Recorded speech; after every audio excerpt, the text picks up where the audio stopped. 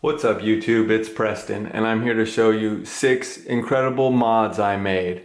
I'm really excited to show these to you, so stick around.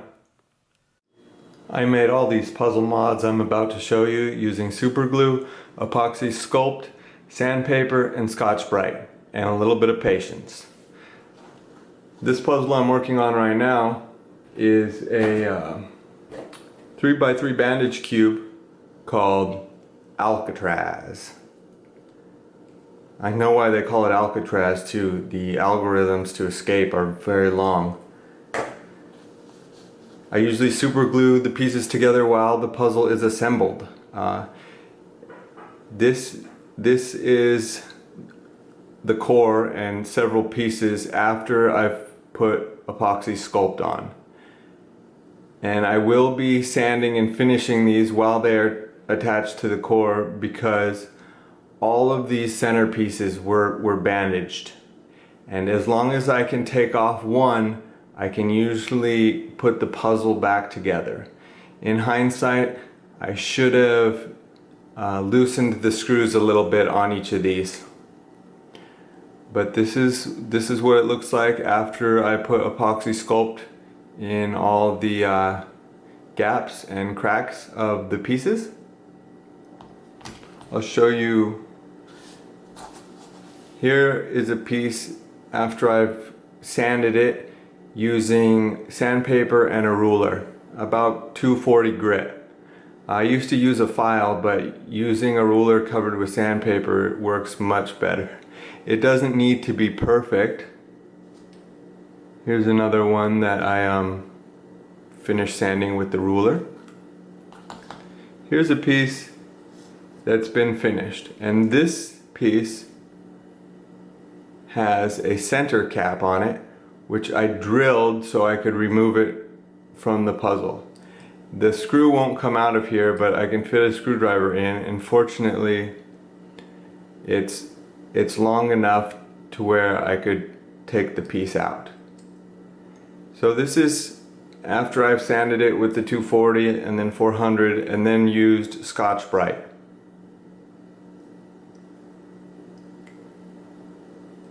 I encourage you to try this yourself.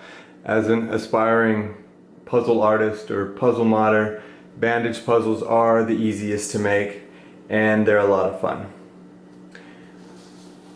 After I've finished sanding in Scotch-Brite the entire puzzle, which gives it a nice matte finish, I will also use Scotch-Brite on the unbandaged pieces so that the puzzle's the same all around and has a nice even finish. Alright, let's get into it. I'll show you the puzzles.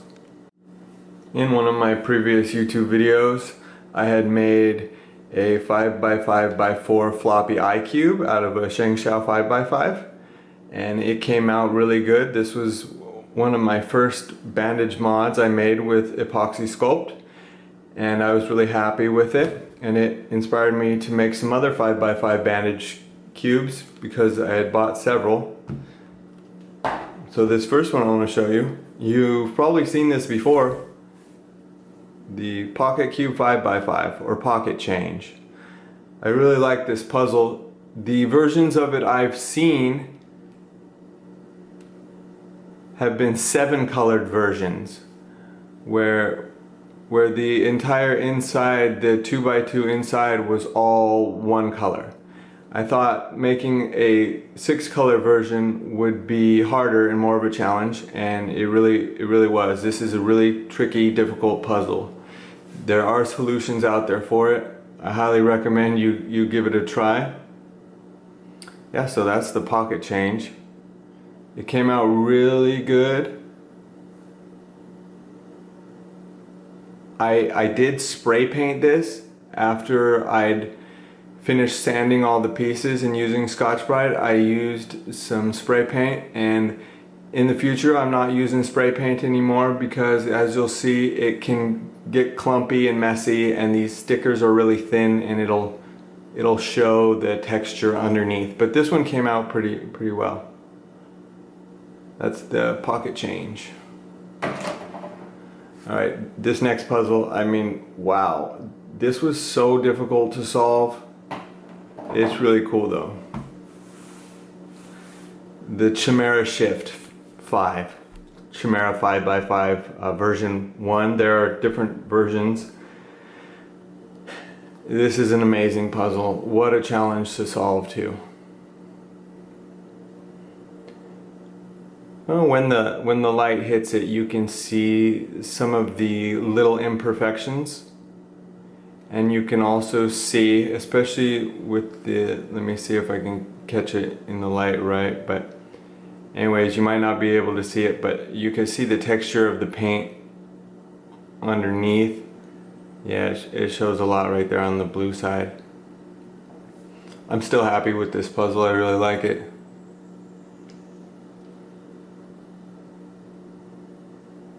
So that is the Chimera Shift. Chimera 5x5. A lot of fun. I have a solution for that on the Twisty Puzzle forum too, if anyone's interested. Okay.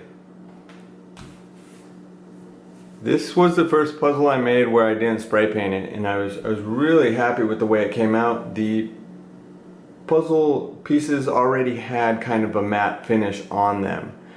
So after using Scotch-Brite on the bandaged pieces, I didn't have to do anything to the remaining pieces. And this is a bandaged 3x3x4. It's a common puzzle. You might have seen it on a few other channels. It's a lot of fun to solve. It presents a few unique challenges that I really like. You'll notice, and I've mentioned before, I went with the same color scheme for a lot of these puzzles, replacing white with silver just to add something different. This puzzle's a lot of fun. Alright, up next I have 3 puzzles that are very unique and special to me.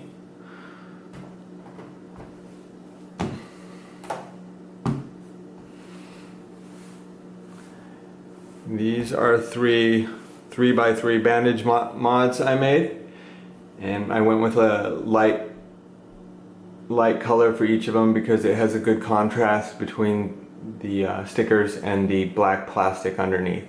I didn't use paint on any of these. Again, I found that using Scotch-Brite is a great way to go. I'm really happy about the stickers. Again, all these stickers are from Chewy's Custom Stickers. He does an amazing job. I created the template myself,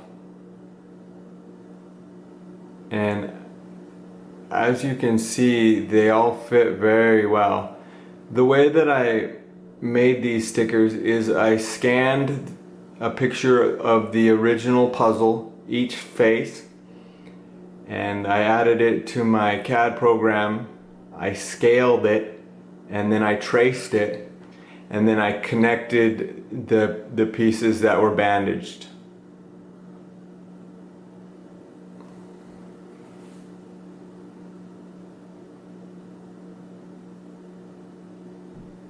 These puzzles look very similar. This lilac colored puzzle was made from a Fisher mirror cube. And what's unique about the Fisher mirror cube, it has several pairs of pieces that are the same. But the way I've bandaged this puzzle has made it so each piece is unique, creating a very fun solve. This puzzle in my hand is the 3x3 version of the Chimera Shift.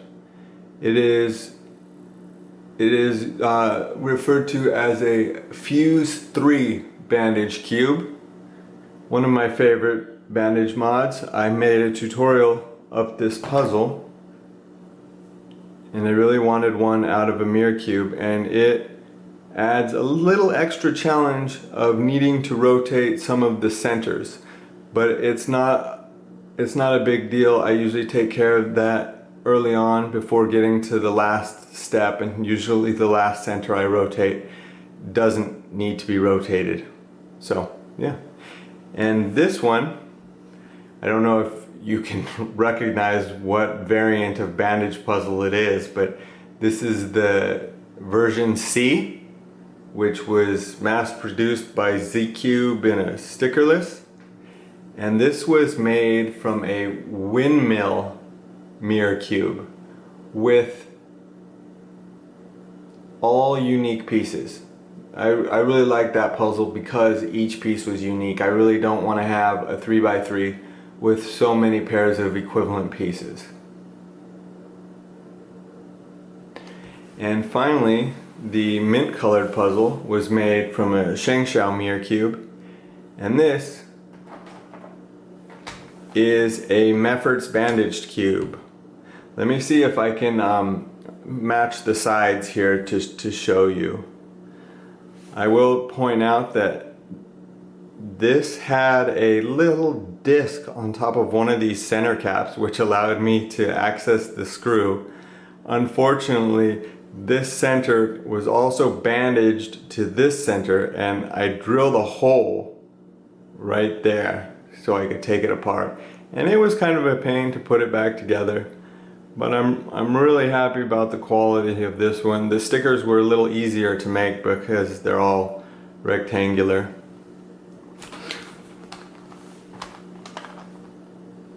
Let me find how this puzzle goes. Let me see here. I think it goes like this. Yep. So those are equivalent sides.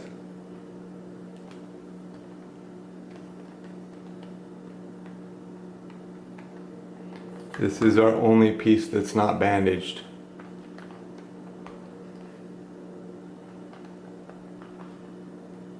I like how on the mirror cube, sometimes bandaging pieces together makes a similar shape. You know, it makes these pieces almost look equivalent in size across from each other. So yeah, I hope you liked the video. Thanks for watching. Oh wait, one more thing. I have a challenge for you. I'm sure everybody's familiar with the 4x4. I'm a slow solver and I'm not very good at remembering parity algorithms, so I got kind of bored with my 4x4. And I recently discovered a couple variations with bandaging where if you bandage these pieces like this bottom central 2x2x4 bar running through the puzzle, you can think of it as like a U shape. You'll find this really challenging and maybe even fun too if you're into that kind of thing. I encourage you to try it. None of the normal parity algorithms work on this puzzle. Though you can do a corner swap, a cuboid corner swap, if you hold the puzzle in this configuration to swap these two corners. The trick with this puzzle is, you know, after you've put the centers together and you're building the edges, you have to build them so that they're oriented correctly. And once you get towards the end, it becomes very frustrating, and I spent a lot of time figuring out and putting together a solution for this puzzle. And if anyone's interested, let me know. Let me know if you've tried this and you're interested in some help or a solution. So okay, I'm going to show you the other variation of this, which is also a lot of fun. Maybe even more fun than this one.